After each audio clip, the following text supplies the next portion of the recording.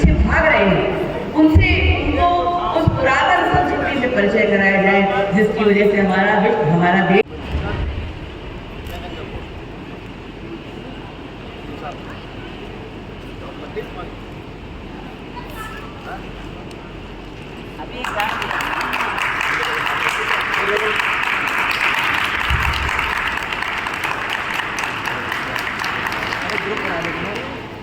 जया दुबे।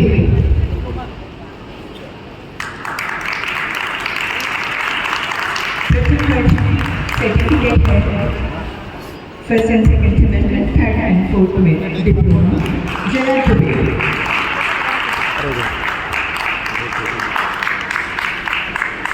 इसी के साथ साथ हम हमारे महाविद्यालय को यूजीसी के द्वारा गांधी अध्ययन केंद्र भी मिला हुआ है, जिसमें भी बच्चों ने अपनी प्रतिभा दिखाई है। वो बच्चे भी आज यहाँ पर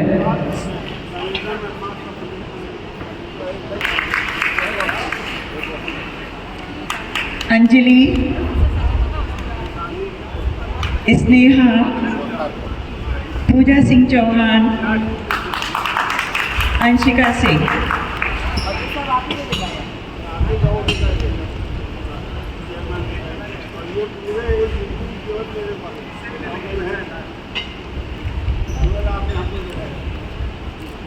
हमारे पास 7 प्रोफेशनल कोर्सेज चलते हैं, जिसमें computer application, office management, travels and tourism, fashion designing, art and designing, mass communication and biotechnology. Siddharth,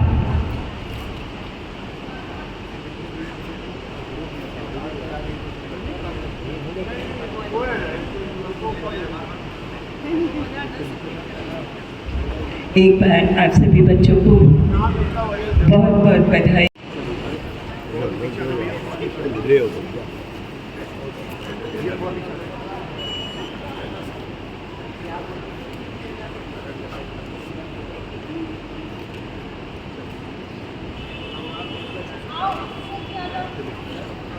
thank you.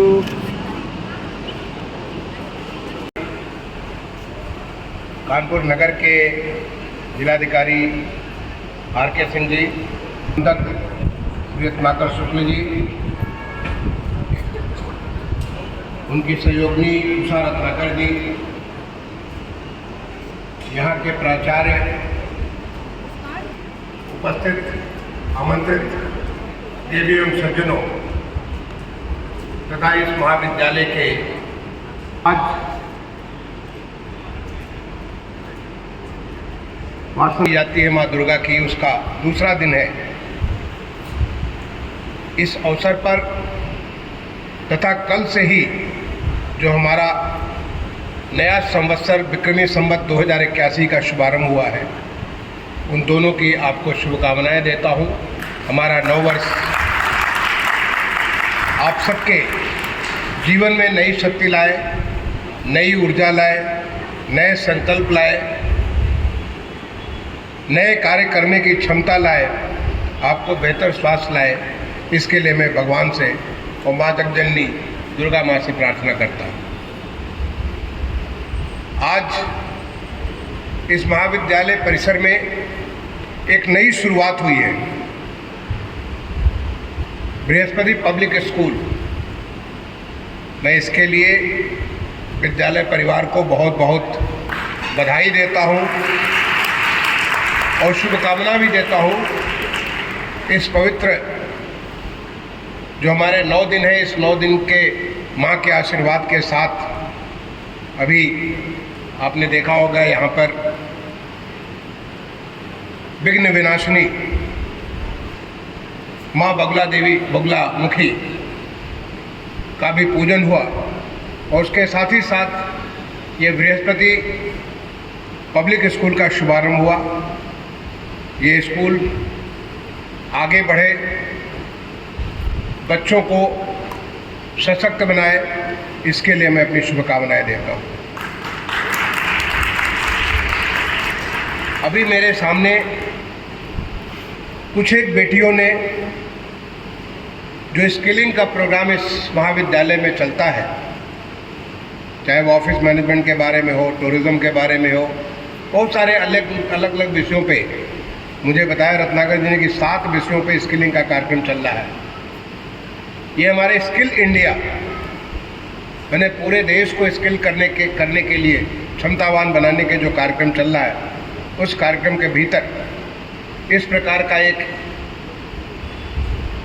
मान्यता प्राप्त एक स्किलिंग का जो कार्यक्रम चल रहा है, उसमें जिन बेटियों ने आज, किसी ने सर्टिफिकेट, 1 वर्ष का सर्टिफिकेट होता है, किसी ने 2 साल का डिप्लोमा और किसी ने 3 वर्ष का पोस्ट ग्रेजुएट डिप्लोमा जो हासिल किया है, उन सारी बच्चियों को अपनी तरफ से बधाई भी देता हूँ और शुभकामनाएं देता हूँ कि आपके स्किल होने से आप अपने परिवार के लिए भी, अपने प्रदेश के लिए, अपने देश के लिए एक अच्छा काम करेंगे।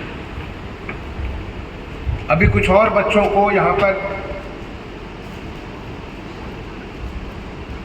कुछ शोध करने के लिए, उसके लिए उनको सर्टिफिकेट प्राप्त हुआ। उन बच्चों को भी मैं अपने तरफ से बधाई देता हूँ कि आपके महाविद्यालय में इस प्रकार के ऐसे कार्य हो रहे हैं जिससे बच्चों को जीवन में नए नए क्षमताएं, नए नए कार्य करने के उनको अवसर मिलते हैं। बच्चों, आज हमारा देश बदल रहा है। जब हम लोग छोटे बच्चे थे तो हम पढ़ते आ रहे थे कि हमारा देश विकासशील देश है, एक डेवलपिंग कंट्री है, और हम उसको सुनते आ रहे थे कि देश हमारा विकासशील देश है, डेवलपिंग कंट्री है। लेकिन कब तक हम डेवलपिंग रहेंगे? कोई एक बच्चा है, उसको कह रहे हैं कि बच्चा भी बढ़ रहा है, कब तक मैच्योर करेगा? लेकिन अब ज़्यादा विलंब नहीं है, क्योंकि ये एक देश ने संकल्प लिया है, और वो संकल्प लिया देश की आज़ादी के अमृत महोत्सव के पूरा होने पर 15 अगस्त 2022 को, कि जब अगले 25 साल पूरे होंगे, जब हमारा देश अपने आज़ादी का 100 साल मना रहा होगा 15 अगस्त 2047 को, तो हमारा देश एक विकसित देश होगा। अभी तक हम नाम सुनते हैं कि अमेरिका विकसित देश है, जर्मनी विकसित देश है, जापान विकसित देश है, ऑस्ट्रेलिया विकसित देश है, इंग्लैंड विकसित देश है, ऐसे हम नाम सुनते हैं। हमारे पास में एशिया में साउथ कोरिया, दक्षिण कोरिया विकसित देश है, सिंगापुर विकसित देश है। लेकिन अब देश ने एक संकल्प लिया, और ये संकल्प है कि हम अपने देश को 2047 जब हम 100वीं आज़ादी का जन्म जयंती मना रहे होंगे, तो देश हमारा विकसित देश होगा। देश विकसित कैसे होगा? विकसित होगा सारे लोग जब इस विकास की जो एक मशाल जली है, उस मशाल में हर कोई अपना योगदान देगा। जब हर कोई अपना योगदान देगा तो कोई कारण नहीं बनता है कि हमारा देश विकसित न होने पाए। आपने देखा कि देश में कैसे परिवर्तन की लहर आई। जब 2014 में स्वच्छ भारत मिशन का संकल्प लिया गया, आप अपने आप को आज से 10 साल पीछे ले जाकर के देखिए, कैसे शहर थे आपके, कैसे गांव थे आपके, कैसे गली थे, कैसे मोहल्ले थे। घर से बाहर निकलते थे, कूड़े का ढेर पड़ा रहता था, सड़क पे पूरी के पूरे कूड़े के ढेर होते थे और हमको दिखते भी नहीं थे। लेकिन एक बार देश ने संकल्प लिया और देखते देखते आज आपका सर मैं नहीं कहता कि बिल्कुल जो बेस्ट जो उसका स्थिति हो सकता है, सक्षम स्थिति होती है, वहाँ पहुँच गया। लेकिन आज आपको सामान्य तौर पर उस प्रकार की गंदगी ना आपको गली में मिलती है, न मोहल्ले में मिलती है, न शहर में मिलती है, न गांव में मिलती है। कम से कम लोगों के मन में इस प्रकार की भावना आ गई है कि हमको अपने गली को, मोहल्ले को, शहर को, गांव को, सबको साफ रखना है। ये हमारे अंदर एक ऐसा परिवर्तन आया। किसने किया? ये हम सब लोगों ने, पूरे देशवासियों ने मिलकर के किया। पिछले 10 साल में ये कमाल का काम किया, जो कि एक असंभव सा दिखता था। जब कभी हम विदेशों में जाते थे, तमाम सारी शासकीय जिम्मेदारियों के लिए मुझे जाना पड़ता था। हमें एक चीज़ जो किसी भी स्थान के लिए बड़ा अच्छा लगता था, किसी शहर से लौट के आते थे, वो शहर बहुत साफ सुथरा था, बहुत स्वच्छ हुआ करता था। लेकिन हम लौट के आते थे तो देखते थे कि वही हमारे लोग जो वहाँ से इतना सफाई दे के आते हैं, यहाँ लौट करके अपना गाड़ी से खोल करके कुछ फेंक दे रहे हैं, कहीं पे थूक दे रहे हैं, कुछ कर रहे हैं, तमाम किस्म की गंदगी फैलाते थे। आज वैसे दृश्य नहीं है, क्योंकि ये हमारे पूरे देशवासियों में, देश के लोगों के व्यवहार में ऐसा परिवर्तन आया। ऐसे तमाम सारे परिवर्तन आपने देखे होंगे। बिल्कुल हाल का जो आपका जो बहुत ताज़ा आपको मैं उदाहरण याद दिलाना चाहता हूँ कि जब कोविड की वैश्विक महामारी आई थी, आप याद करिए अपने आप को, ज़्यादा नहीं 3-4 साल पहले अपनी मेमोरी लेन में अपने को पीछे जाइए और देखेंगे कैसी विभीषिका मची थी।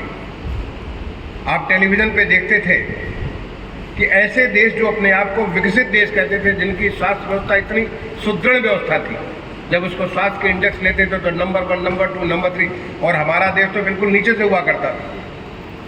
वहाँ की पूरी व्यवस्था चकनाचूर,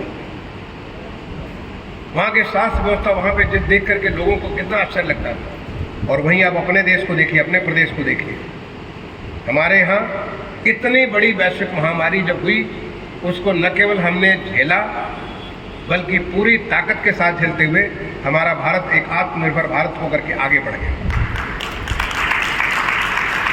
आज देश में इतना सारा चीज होने लगा जो कि संभव ही नहीं था, जो कोई सोच नहीं सकता था। जब घर में आफत हो, सब तरह का हाहाकार मचा हो, ऐसे में हम आगे बढ़ रहे हो, ऐसा कौन सोच सकता है। लेकिन ऐसा कमाल हमारे देश के लोगों ने किया, और ये बताता है कि हमारा देश ज़्यादा नहीं, 2047 आने में अब केवल 23 साल बाकी हैं, हमारा देश एक विकसित देश बन करके निकलेगा। हमारा देश उन देश दुनिया के तमाम सारे देशों के उनकी कतार में खड़ा होगा। और खड़ा कौन करेगा?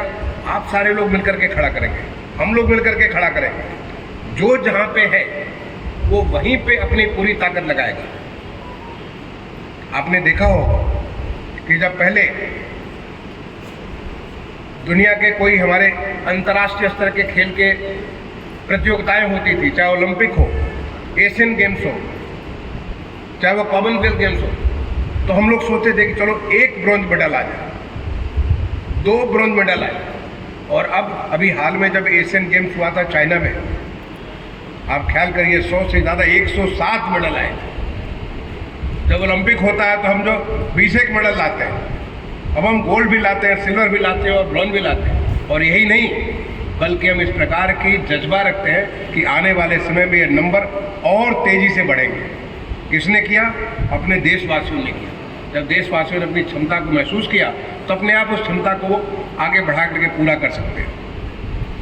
ये महाविद्यालय है, ये माँ सरस्वती का घर है, जहाँ पे विद्या का दान दिया जाता है, जहाँ पे लोगों को क्षमतावान बनाया जाता है, जहाँ पे लोगों को ऐसी ताकत दी जाती है जिससे कि वो अपने जीवन में वो सारी चीज़ें हासिल कर सके जिसके लिए भगवान ने, परमपिता परमेश्वर ने जिसको उसकी क्षमता दी है, उस क्षमता को बाहर निकाल करके क्षमतावान बनाते हुए वो हासिल कर सके।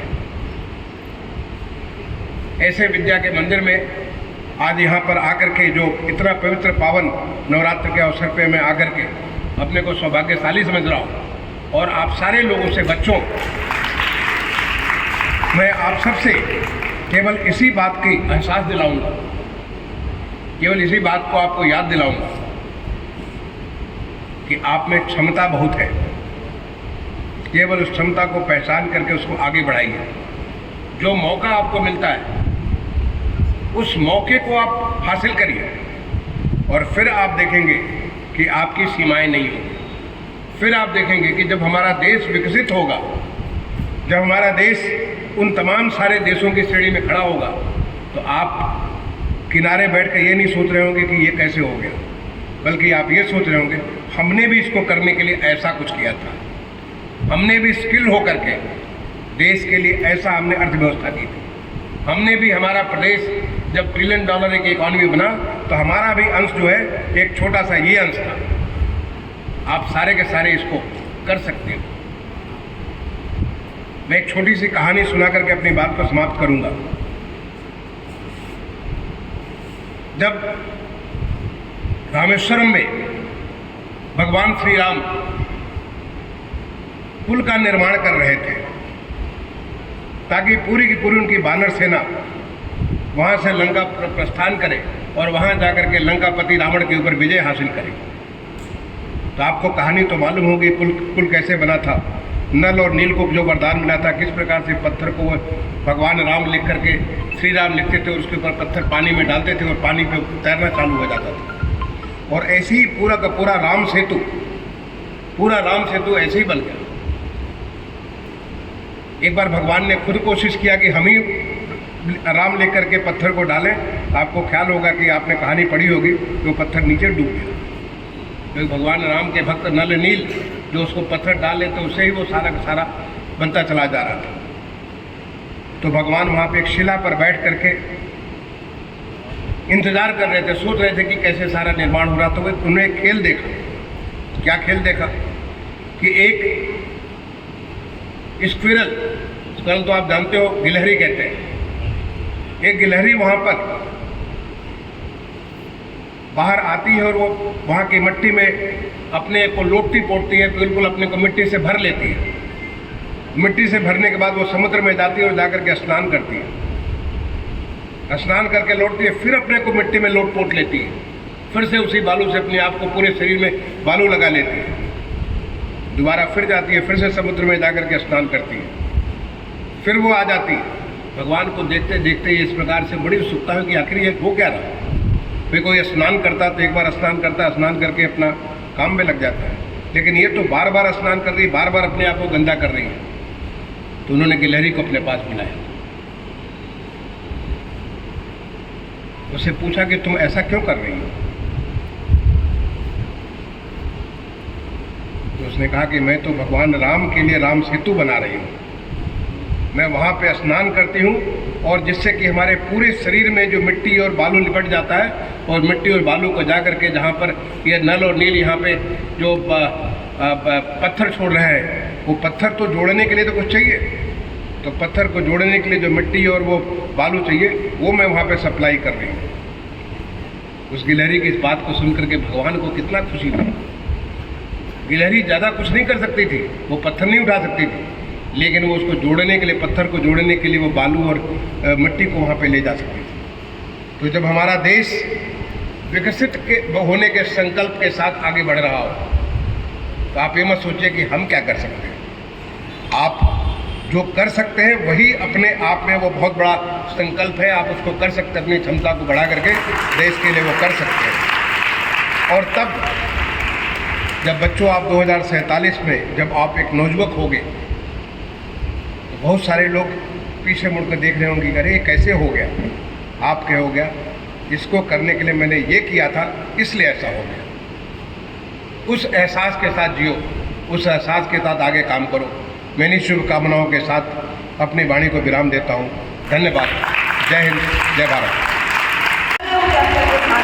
और उन्हें आवाज़ होगी, उन्हें बुलाओ कि वो आकर दो शब्द कहें। इसके पहले शायद दीक्षोपदेश देना होता है, तो वो लिख के तो कोई लाया नहीं है। मुझे संस्कृत में कुछ याद है, मैं बोल देती हूँ।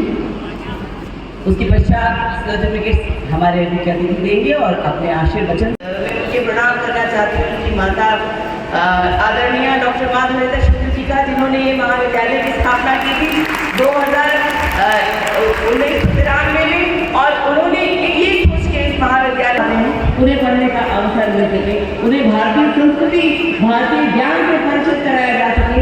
गीता मेला की स्थापना भी डॉक्टर माधव शुक्ला जी ने थी, उद्देश्य के साथ की थी।